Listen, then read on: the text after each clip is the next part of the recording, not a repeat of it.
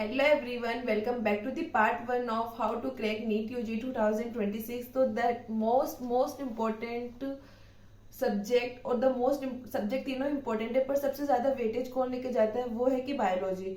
और उसको स्कोर करना भी सबसे ज्यादा इजी होता है। इवन तो मेरा खुद के स्कोर में सबसे मेजर रोल बायोलॉजी का था। मैंने 345 स्कोर किया था आउट ऑफ 360।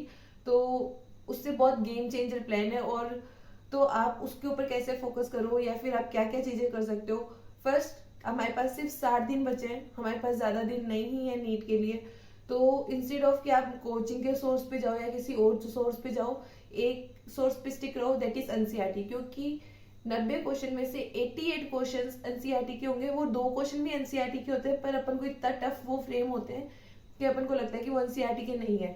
तो 88 क्वेश्चन जो इजी मॉडरेट लेवल के होंगे वो एनसीईआरटी के होंगे। तो आप सिर्फ एनसीईआरटी करो, या फिर आपके जो खुद के हैंड रिटन नोट्स हैं जो आपने कोचिंग में बनाए या खुद की सेल्फ स्टडी के टाइम पे बनाए, या तो आप उनके ऊपर फोकस करो।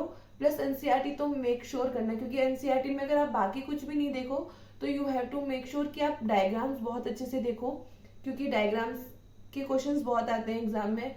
उनकी लेबलिंग से रिलेटेड क्वेश्चंस आते हैं। इवन मैं बोलूंगी कि डायग्राम के नीचे जो हेडिंग वाली होती है फिगर 2.8 लग के या फिर जो भी लिखा हुआ होता है, आप उसको भी प्रॉपरली रीड करो, क्योंकि उससे भी कई बार क्वेश्चन पूछे जाते हैं। उसमें भी कुछ ऐसा वर्ड लिखा हुआ होता है जिससे क्वेश्चन फ्रेम हो सकता है, और वो एनसीईआरटी का ही पार्ट है। एनसीईआरटी का पेज 1 से लेके पेज लास्ट तक जो भी स्टार्ट है वो सब एनसीईआरटी के अंदर कवर होता है। यू कांट इग्नोर कि ये एनसीईआरटी का नहीं है। वो एक छोटी सी लाइन है, उससे भी क्वेश्चन पूछा जाता है। तो सबसे फर्स्ट इंपॉर्टेंट थिंग है कि आपको अपना सोर्स फिक्स करना है, जो कि है एनसीईआरटी। उसके बाद में आपके हैंड रिटन नोट्स। उसके बाद में मैं बोलूंगी कि आप अभी वीडियो लेक्चर्स के पीछे बिल्कुल मत जाना। अगर आप वीडियो लेक्चर्स के पीछे पढ़े, क्योंकि टीचर्स क्या सोच के पढ़ाते कि 11th का बच्चा पढ़ रहा है 12th का या ड्रॉप का, तो वो उस लेवल पे बढ़ा रहे हैं। तो आप अगर वो वीडियो लेक्चर्स देखने जाओगे तो आपका बहुत टाइम जाएगा, और आप अपने पास बिल्कुल भी टाइम नहीं है। अगर आपका कोई टॉपिक वीक है, ऐसा तो नहीं होगा कि पूरा सिलेबस बाकी है। अगर आपका सिलेबस इनकम्प्लीट है तो पहले मेक श्योर करो कि जो 20 दिन है, मैं 20 दिन में पहले अपना पूरा सिलेबस कवर कर लेता हूँ, ताकि मैं फिर नंबर ऑफ रिवीजन ज्यादा कर सकूँ लास्ट के 40 डेज में, और नंबर ऑफ क्वेश्चंस प्रैक्टिस भी ज्यादा करूँ। तो आपके कोई टॉपिक्स है जो आपके वीक है और आपको नहीं आ रहा है समझ में, या तो यूट्यूब पे आप देखो 10 मिनट का कोई भी वो स्पेसिफिक टॉपिक का वीडियो आपको पक्का मिल जाएगा। मैंने अपने टाइम पे भी कुछ टीचर्स के देखे थे कि जो मेरे स्पेसिफिकली टॉपिक ऐसे वीक थे, तो मैं ऐसे देखती थी 10 मिनट का वीडियो, उससे मेरे को क्लैरिटी मिलती थी। और उसी पॉइंट ऑफ टाइम पे आप अपनी बुक खोलो, उसको रीड कर लो, ताकि वो माइंड में एकदम उसकी इमेज प्रिंट हो जाएगी आपके। तो दूसरा है कि आप वीडियो लेक्चर्स के पीछे नहीं भागोगे। अगर आपका कोई टॉपिक वीक रहता है तो या तो आप 10 मिनट का कोई भी छोटा शॉर्ट वीडियो देख लो, या फिर आप अपने किसी फ्रेंड को बोलो कि देख तेरा रिवीजन हो जाएगा और मुझे भी समझा दे, तो मेरा भी फायदा है तेरा भी फायदा है इसके अंदर। या फिर आपका कोई स्ट्रॉन्ग पॉइंट है जो उसको नहीं आता, तो या तो आप उसको वो एक्सप्लेन कर दो, उसके एक्सचेंज में आप उससे पढ़ लो। तो ये बार्टर सिस्टम भी कर सकते हो, ये बहुत बहुत काम आता है। और इससे आपका भी रिवीजन होगा, उसका भी रिवीजन होगा, और जो टॉपिक आपको नहीं आता वो आपको समझ में आ जाएगा, और आपका टाइम भी कम बचेगा, क्योंकि उसने किस तरीके से उस टॉपिक को रिटेन किया वो आपको उस पॉइंट ऑफ व्यू से पढ़ाएगा। तो दूसरा ये पॉइंट मैं बताऊंगी। उसके अलावा कि आप एनसीईआरटी को इतने अच्छे से पढ़ना है, क्योंकि एग्जामिनर स्टेटमेंट के साथ खेल सकता है। आप बायोलॉजी के अंदर एग्जामिनर क्वेश्चंस को ट्रिकी नहीं कर सकता, लाइक कैसे ट्रिकी करेगा, लाइक टफ नहीं बना सकता। वो सिर्फ स्टेटमेंट्स के साथ खेल सकता है। थोड़ा सा इजारम में चेंज कर दिया, कहीं सेंटेंस में। हमारी आदत क्या होती है, हम एनसीईआरटी को इतना पढ़ते हैं कि हमारे माइंड में वो सेंटेंस फ्रेम हो जाता है। तो हम क्वेश्चन में भी अगर नोट लगा हुआ है तो हम उसको वैसे ही पढ़ेंगे जो एनसीईआरटी में हमने पढ़ा है, और हमारा माइंड जो रीड कर सकता है, तो वो नोट नहीं दिखता है। तो इंस्टेड ऑफ कि आप एक रीड करके ही क्वेश्चन का आंसर करो, आप क्वेश्चन को अच्छे से रीड करो, ऑप्शंस को बहुत अच्छे से रीड करो, ताकि आप, और ये क्वेश्चंस की प्रैक्टिस आपको आज से ही स्टार्ट करनी पड़ेगी। आपका सिलेबस हुआ है तो भी अच्छी बात है, आपका सिलेबस नहीं हुआ है तो भी अच्छी बात है।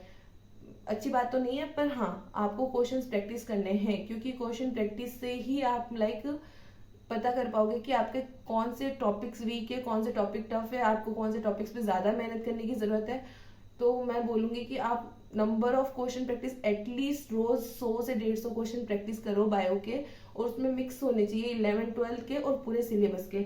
इवन अगर अभी तो ये टाइम है कि आपको रोज का एक मॉक टेस्ट तो देना ही चाहिए, चाहे आपकी कोचिंग में हो रहा है चाहे आप ऑनलाइन हो, और आपके पास कोई भी फैसिलिटी अवेलेबल नहीं है। एनटीए ने अपना एक ऐप लॉन्च कर रखा है, उसके अंदर उनके क्वेश्चन मॉक टेस्ट है, तो आप उनको भी प्रैक्टिस कर सकते हो, और उसमें बहुत ही डिसेंट और बहुत ही अच्छे लेवल के क्वेश्चन है, तो उससे भी आप कर सकते हो।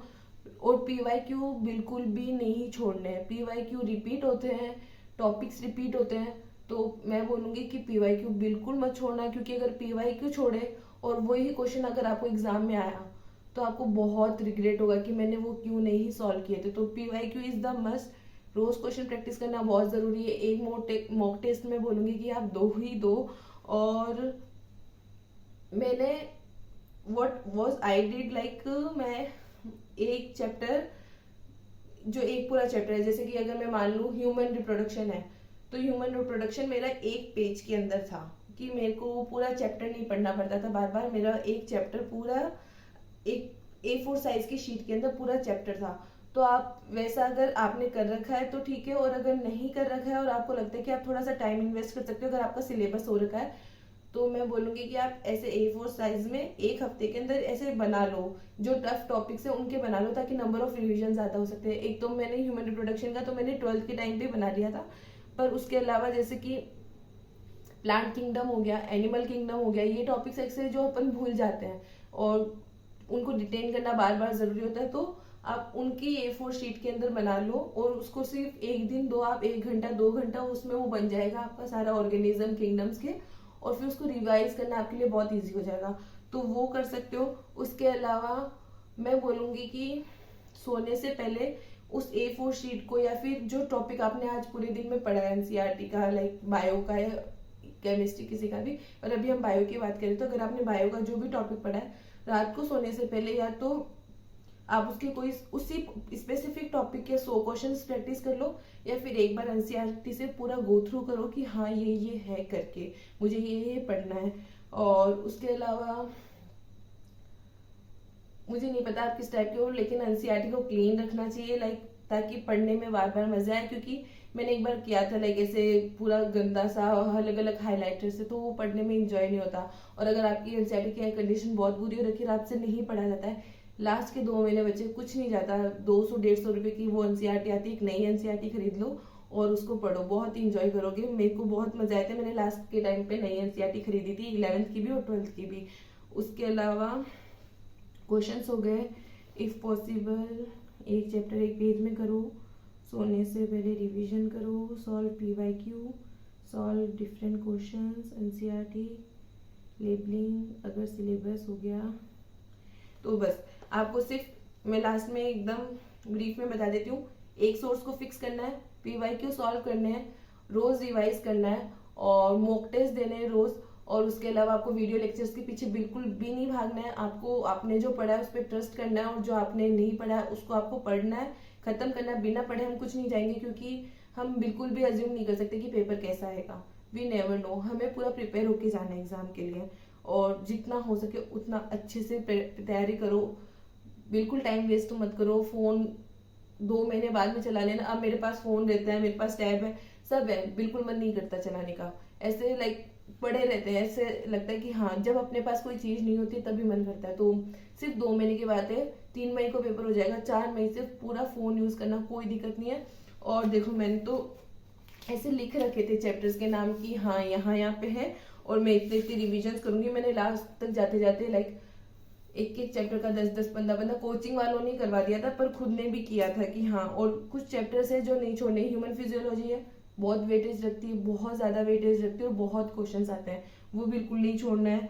प्लांट किंगडम, बायोलॉजिकल क्लासिफिकेशन, ये बहुत बहुत वेटेज रखते हैं, तो ये बिल्कुल भी नहीं छोड़ना है आपको टॉपिक्स। कुछ टॉपिक्स है इवन कुछ भी नहीं छोड़ना, इवन जिस चैप्टर से एक क्वेश्चन आता है आप वो भी मत छोड़ो, क्योंकि बायो फिजिक्स ऐसा मेरे को लगता है कि अगर आपका फिजिक्स स्ट्रॉन्ग पॉइंट है तो well and good, but bio में कुछ टॉपिक छोड़ने का कोई सेंस नहीं बनता। मुझे लगता है कि इंसान 2 घंटे 3 घंटे देके एक चैप्टर अच्छे से पढ़ सकता है और अच्छे से स्कोर भी किया जा सकता है। उसके अलावा बायोडाइवर्सिटी है 12th के अंदर, उसमें से बहुत बहुत क्वेश्चन आते हैं। रिप्रोडक्शन वाला जो चैप्टर है, ऑर्गेनिज्म, सेक्सुअल रिप्रोडक्शन या फिर human reproduction, reproductive health, reproductive health कितना छोटा टॉपिक और कितने अच्छा क्वेश्चन आते हैं उसके अंदर से, तो यू कैन गो लाइक 12 तो मेरा फेवरेट था। इवोल्यूशन से 6-7 क्वेश्चन आ जाते हैं, लाइक डिपेंड करता है एग्जाम के और ईयर पे कि 6-7 भी आ जाते हैं, 2-3 भी आ जाते हैं, तो you can go for it. Biotech है तो वो तो आपको फिगर आउट करना पड़ेगा कि क्या मेरा वीक पॉइंट है, क्या मेरा कौन से चैप्टर्स बचे हुए हैं। तो बस फिर मिलते हैं नेक्स्ट वीडियो के साथ, तब तक बायोलॉजी अच्छे से पढ़ो आप।